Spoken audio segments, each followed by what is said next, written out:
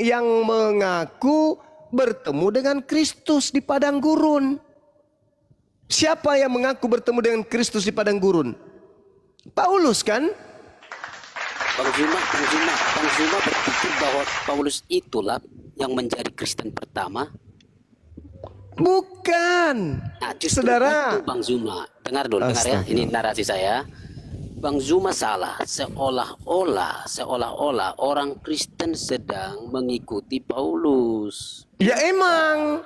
Karena sebelum Paulus sudah ada Kristen. Okay? Lah memang nggak ada Kristen sebelum Paulus. Loh, sebelum Paulus sudah ada Kristen. Siapa? Di mana dalilnya? Ngerti tidak? Paulus bertobat pasal berapa di dalam Kisah Para Rasul? Oke, sejauh mana pemahaman Anda?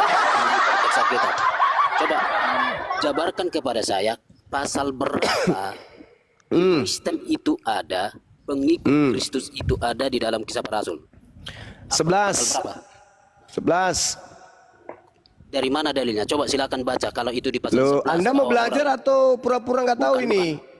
Tidak ada pasal 11 baru disebutkan ada orang yang mengikuti Yesus. Anda salah. Gereja itu lahir Kisah 2. Paulus itu bertobat pasal 9. Gereja. Artinya kok aneh, Kisah Rasul 2 itu sudah ada gereja. Kok aneh? Gereja apa weh? Gereja. Anda tidak percaya, Anda tidak ngerti kan? Nah, di sinilah kesalahanmu, Bang Zuma. Parah. Sekarang yang Anda terjemahkan gereja itu apa? Gereja itu tubuh Kristus ya. Tubuh Kristus. Kok jadi tubuh Kristus? Itu gereja itu. Oke, masalah generasi. Oke, sekarang saya dulu yang menyampaikan ya. Silakan Anda. Yang tadi Anda sebut gereja itu tertulis di mana? Ya sudah. Kepas. Matius pasal 2 pasal 16 ya. Yesus bertanya kepada murid-muridnya, "Menurut orang, siapakah aku ini?" Ada yang mengatakan bahwa engkau adalah Elia, engkau adalah nabi yang kemudian. Lalu Yesus berkata, "Menurutmu siapakah aku ini?" Lalu dijawab Simon Petrus, "Engkau adalah Mesias, anak Allah yang hidup." Perhatikan ya. Lalu atas dasar itu Yesus berkata, "Di atas batu karang ini aku akan ya mendirikan jemaatku." Udah? Mana gereja? Mendirikan jemaatku. Jemaat itu ya gereja. Nenekmu kiper. Oh, nenekmu kiper. Anda telah kalah. Makanya Bang Zuma begini. Saya ingatkan Anda belajar teologi berapa SKS? Saya belajar 1000 SKS per hari. Bohong. Iya dong. Ya. Ini pembohong. Inilah penyesat itu. Nah, saya ingatkan Anda, Bang Zuma. Oke. Sorry, sekarang kita bicara sehat sekarang. Sekarang bicara sehat. Oke. Saya mau tanya dulu Anda. Anda menghargai tidak ada sarjana di kelompok Anda, di agama Anda. Anda tidak sarjana, ada master, ada doktor. Ada. Betul. Ada. Betul. Nah, di dalam agama yang lain selain agama Anda ada tidak? Di Hindu, di Buddha, di Kristen ada tidak menurut Anda? Ada. Oh, ada. Nah, jika begitu, kalau kalau Anda baru belajar yang Anda model-model begini, lalu Anda menggurui orang-orang yang sudah belajar, gitu. makanya Anda tidak ngerti teologi. Oke. 1000 SKS itu mata pelajaran apa, mata kuliah apa yang Anda pegang? Mata kuliah mewaraskan Kristen. Itu setiap hari yang belajar itu. Bagaimana mewaraskan Kristen supaya tidak gila permanen. Anda tidak pernah belajar, tapi Anda Oke. Sekarang begini. Jangan Anda bertanya. Tanya Anda yang pintar, Anda yang sarjana. Tanya Anda yang sarjana. Sekarang saya tanya sama saudara. Tanya sama saudara. Ketika kemudian Petrus atau Kepas ini diajarkan di atas batu karang ini akan mendirikan jemaatku dan alam maut tidak akan menguasainya. Pertanyaan saya, jemaat-jemaat yang dibentuk oleh Yesus itu jemaat-jemaat berkuluk atau tidak berkuluk? Jawab dulu. Berkuluk itu apa? Sorry. Berkuluk. Bersunat atau tidak bersunat? Oke, ya. Apa oke-nya? Apa oke-nya? Saya jawab ya. Jadi apa yang dikatakan di dalam Matius pasal 16 itu masih buat. Bilu panjang. Bukan. Gigi lu Anda panjang. tidak mengerti. Ini yang Anda kamu tidak mengerti. dapatkan. Anda tidak mengerti, maka saya Ini bilang, yang kamu dapatkan, belajar mendapatkan ijazah teologi. S1, S2, S3, S tontong, tapi song. Saudara, kau diam, saya Umat jari. tidak bersunat, umat tidak bersunat. jangan di-mute. Diam, Jangan di-mute, ya. diam, saya ajarin kau. Dari dulu kau memang gila. Dari sejak zaman Zoom kau sudah gila memang. Ku ajarin samamu ya. Ku ajarin samamu. Ijazah seseorang. Ijazah itu, diam dulu anak kecil. Diam dulu anak kecil. Anak kecil diam. Kalah. Anak kecil diam. Mute. Anak kecil diam. Gantian kita ngomong kan? Gantian. Tenangkan diri Anda, tenangkan diri Anda. Tenangkan diri Anda. Tenangkan diri Anda. Jangan karena Anda setiap hari makan anjing, Anda menggonggong di sini, ya. Diam, tenang. Jangan ngos-ngosan. Lidahnya dimasukkan, lidah dimasukkan, lidah. Bagus. Dengarkan. Ijazah itu hanya bukti orang itu pernah sekolah, tapi bukan bukti kalau orang itu pintar. Paham ya? Paham ya, Dek? Itu. Camkan itu baik-baik. Kau mungkin berlapis-lapis ijazahmu. Ada warna kuning, coklat, hijau di langit yang biru. Ya, tapi bukan berarti kamu lebih paham Bible daripada Bang Suma. Oke? Sekarang ketika Anda berbicara, yang disebut Kristen itu bukan murid Paulus yang pertama di Antioquia. Lantas saya tanya, mana dalilnya? Anda lari ke Matius 16. Matius 16, ketika Anda mengatakan jemaat ini adalah Kristen, Anda berarti tuyul, bakar ijazah kau itu. Galatia 2 nomor 8, Paulus mengaku Petrus diutus kepada orang-orang yang bersunat. Paulus yang ngomong. Berarti jemaat yang dibangun oleh Petrus pertama kali adalah orang-orang Yahudi. Kurangi makan tikus. Oke? Kurangi makan tikus supaya otakmu berfungsi dengan baik. Sudah. Saya ulang Sudah, lagi belum, pertanyaan biar saya. Saya ulang lagi pertanyaan saya. Jemaat yang dibangun oleh Kepas atau Petrus atas perintah Yesus itu jemaat orang Yahudi atau non Yahudi? Jawab pakai dalil. Bicara dulu Bang Suma sampai habis baru saya jawab semua. Enggak usah kau ngomong kayak gitu. Enggak usah, kau udah ngomong. Tunjukkan Oke. apakah jemaat yang mula-mula didirikan oleh Kepas itu orang Yahudi atau non Yahudi? Jawab. Oke, saya yang jawab ya. Memang Berhenti situ. jawab ya. Jangan suruh orang jawab. situ. Biar Di situ kan saya yang punya jawab. ijazah, tapi palsu. Oke, diam saja, diam. Biar ini giliran saya. Oke, giliran saya ya. Petrus itu dialah sebagai tokoh yang memang dipanggil sebagai rasul untuk orang Yahudi. Paulus adalah tokoh atau rasul untuk non Yahudi. Tetapi gereja sudah berdiri di Kisah Rasul 2 sebelum Paulus bertobat. Ya, dan itu menggenapi nubuat Yesus yang menyatakan di atas batu karang ini. Kalau saya balik, kalau Bang Zuma mengerti kata akan secara tensis, ya, itu mau menyatakan waktu Yesus berbicara itu belum ada jemaat karena masih akan. Jadi Anda tolong pahami tensis itu adalah mengantarkan, menunjukkan bahwa memang pada waktu si pembicara itu bicara itu belum ada jemaat. Oke. Tetapi yang percaya Yesus ada, yes.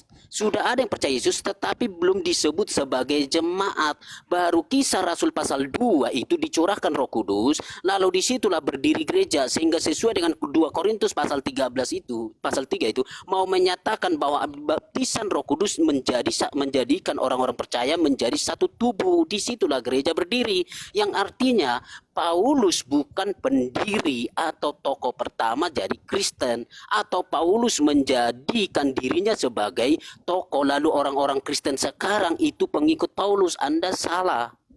Paham enggak? Tensisnya tidak berkata bahwa Paulus di situ sebagai tokoh. Oke, itu dulu. Oke. Saya tepuk tangan dulu atas kebodohan Anda ini. Ini ijazah palsu ini kayak gini. Ijazah palsu ini kayak gini nih. Anda tidak Sabar. Ini giliran saya. Dengarkan, orang yang tidak punya ijazah tapi lebih cerdas dari malaikat yang datang kepada kau itu untuk menjadikan kau Kristen. Dengarkan. Saya bertanya tadi, Apakah jemaat yang dibangun, yang didirikan mula-mula oleh Kepas itu orang-orang Yahudi atau non-Yahudi? Enggak dijawab karena malu. Saya sudah Sabar, jawab. Saya sudah sabar jawab. anak kecil. Justru saya bilang. Anak kecil sabar. Nanti kau tanggapi. Oke. Nanti kau tanggapi. Malu sama ijazahmu yang menumpuk tapi palsu. Ingat Adinda. Ketika Anda membawa Matius 16 nomor 18. Di situ yang ada adalah kata aikodomos. Aikodomos itu tidak ada arti akan. Tidak ada kata akan mendirikan, gak ada. Aikodomos itu artinya mendirikan. Jadi terjemahan yang betul adalah, dan aku pun berkata kepadamu, engkau adalah Petrus, dan di atas batu karang ini aku dirikan jemaatku. Bukan akan mendirikan, tapi sudah mendirikan. Jangan kau hanya berpacu kepada lai, sedangkan kamu mengatakan kau orang berijazah. Jangan. Kurangi makan tikus. Di situ jelas dikatakan aikodomeok. Artinya apa? Aku dirikan, bukan aku akan. Tidak ada kata akan di sana. Jangan kau tambah-tambah. Jadi Yesus mengatakan bahwa di atas batu karang ini aku mendirikan jemaatku dan alam maut tidak akan menguasainya. Ingat, jemaat sudah didirikan oleh Petrus dan Yesus. Jemaatnya adalah orang-orang Yahudi. Jemaatnya orang-orang yang tidak makan babi. Jemaatnya orang-orang yang bersunat. Jemaatnya orang-orang Sabat. Jemaatnya yang mengkitabkan kitab Tanak, tidak tersentuh oleh kitab Roma, Galatia, Filipi, Kaliki, Pararang dan seterusnya. Ingat itu. Oke?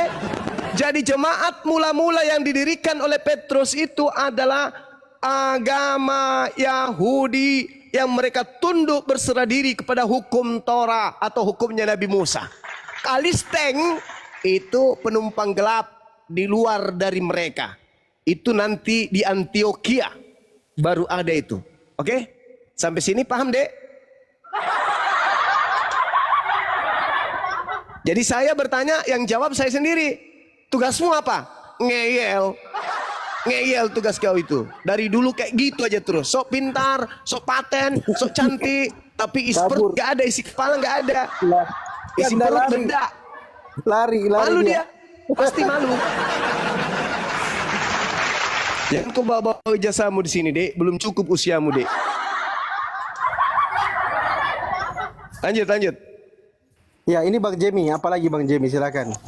Tapi Bang Juma, kalau Bang Juma mengatakan kalau Bang Juma mengatakan bahwa Paulus nabi palsu, nanti Bang Juma bertentangan dengan dua dalil, Bang. Silakan.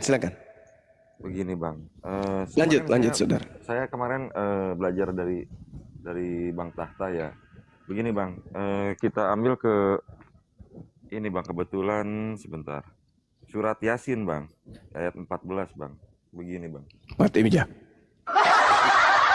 Ketika kami mengutus dua orang utusan itu, lalu mereka mendustakan keduanya, kemudian kami kuatkan dengan utusan yang ketiga.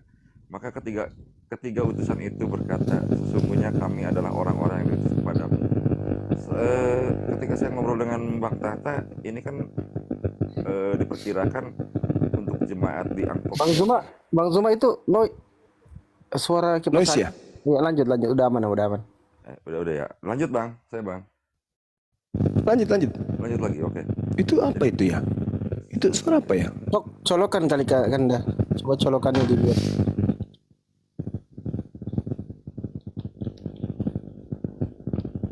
Aman kok di sini. Mencaski kah?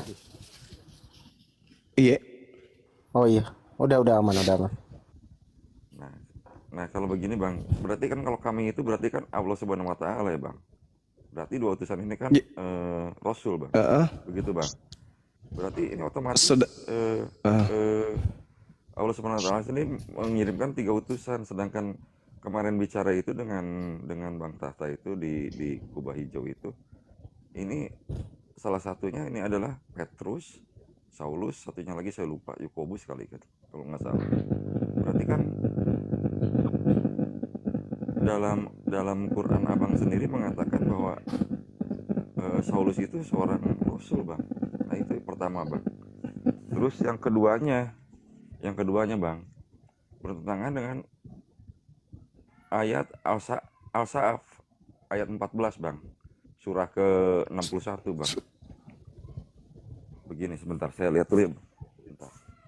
61 Al-Sa'af.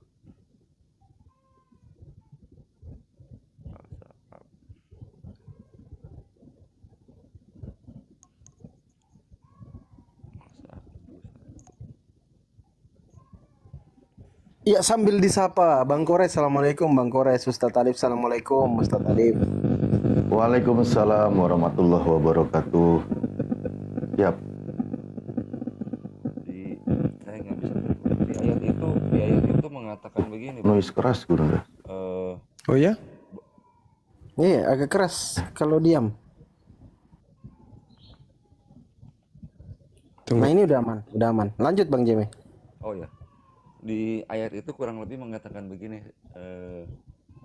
Isa bertanya, siapakah yang... Kuat suaramu Bang Jemi, kuatkan. Oh iya, pakai headset. Di situ mengatakan, di ayat itu mengatakan, Isa berkata, siapa akan menjadi penolong-penolongku? Lalu Allah membantu, mereka terbagi dua golongan yang kafir dan golongan yang beriman. Lalu Allah membantu golongan yang beriman. Sedangkan posisi kalau sekarang kan, menurut abang kan ajaran Paulus tuh yang sekarang menang.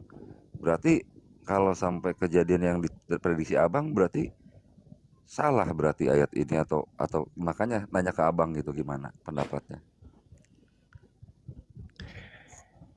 Iya.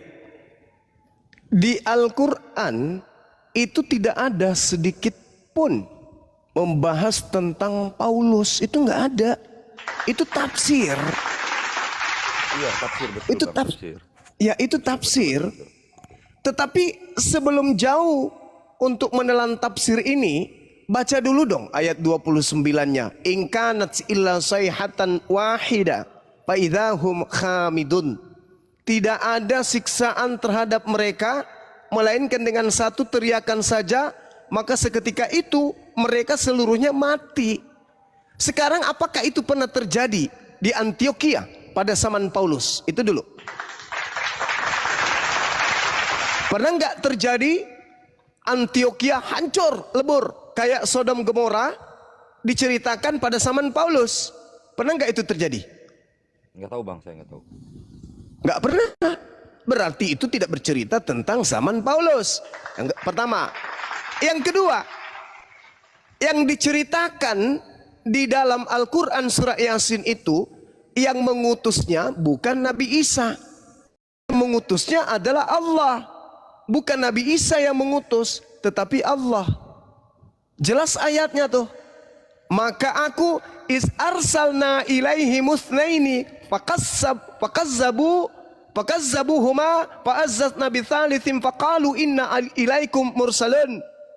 Yaitu ketika aku mengutus kepada mereka dua utusan, lalu mereka mendustakan keduanya, kemudian aku kuatkan dengan utusan yang ketiga, maka ketiga utusan itu berkata, sungguh kami adalah orang-orang yang diutus kepadamu. Pertanyaan saya, apakah Allah yang mengutus Paulus? Di mana dalilnya? Sedangkan Al-Quran ini yang diceritakan di sini adalah Allah yang mengutus utusan yang ketiga. Sedangkan Al-Quran ketika kita berbicara mengenai utusan, walaqad arsalna rusulan min qablik minhum man qasasna alaik wa minhum man lam naqsus alaik. Ada yang kami ceritakan kepadamu dan ada juga yang tidak kami ceritakan kepadamu. Sedangkan di dalam ayat 29 diceritakan tempat utusan ketiga dan kedua dan pertama ini diutus, Allah hanguskan, Allah habiskan seluruh yang ada di sana. Apakah itu terjadi pada zaman Paulus? Tidak. Berarti tafsiran itu perlu diuji lagi. Perlu diuji lagi.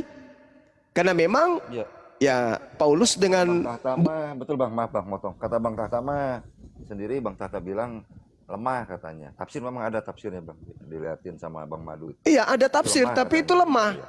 Memang, Ah, iya, betul. gitu. Itu yang ketiga. Yang ketiga, kalau disebut Paulus, bahasa Arab huruf fa kan ada. Harusnya yang diutus itu Fulus. Bukan Bulus atau Baulus. Karena huruf fa dalam bahasa Arab juga ada. Huruf sa atau sin dalam bahasa Arab juga ada. Kenapa harus Bulus? Kenapa enggak Faulus atau Fulus atau Bulus? Kan ada tuh. Jadi itu hanya pandai-pandaian untuk merangkai saja. Karena itu adalah tafsiran. Tafsir. Cocok. Tidak ada tafsir yang mengatakan bahwa itu adalah Paulus, anak dari keturunan Benyamin. Itu nggak ada. Nggak ada itu. Itu hanya tafsiran orang-orang Kristen saja. Ketika para penafsir mengatakan itu Bulus, oh Bulus ini yang dimaksud adalah Paulus. Itu enggak, Bang. Enggak diceritakan seperti itu. Jadi kalau